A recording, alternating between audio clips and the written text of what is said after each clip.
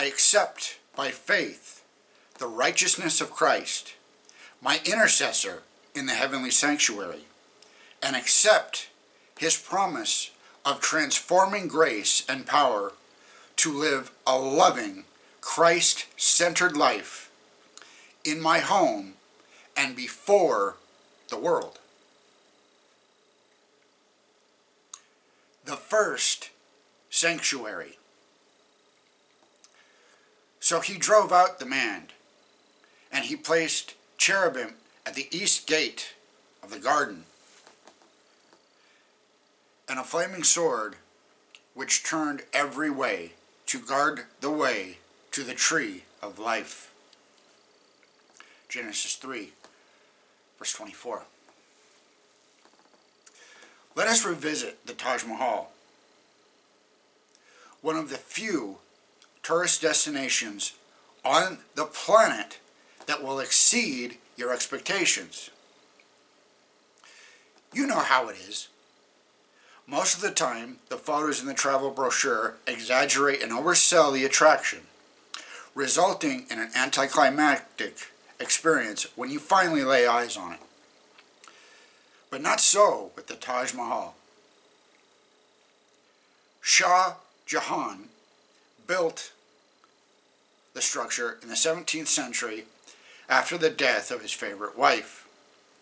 History records that he was so distraught initially that he contemplated suicide. But his friends managed to talk him back down and encourage him to build a monument to his wife instead. The structure is magnificent, but so is the garden in front of the building.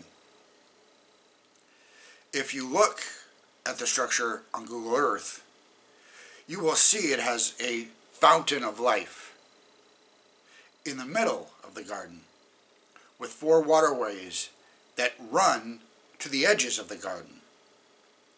It is known as a walled garden, or in the original language, a paradisa,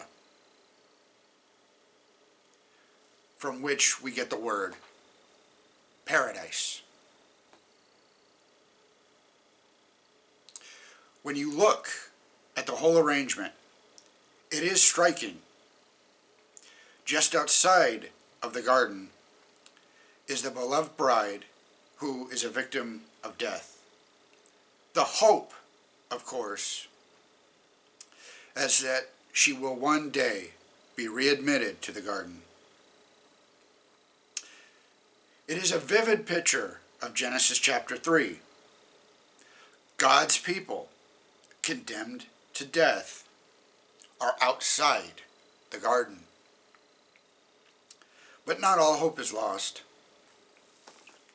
Notice the powerful sanctuary imagery at the gates of Eden. 2 cherubim with a fiery presence between them. The original language describes a brilliance like the glint off a sword. Not an actual physical sword. And when it says that God placed the cherubim there, the word is shaken, which is the root word for Shekinah, the presence of God himself.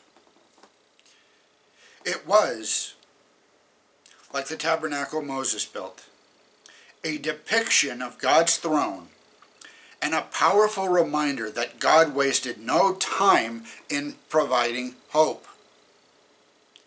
I've got a plan.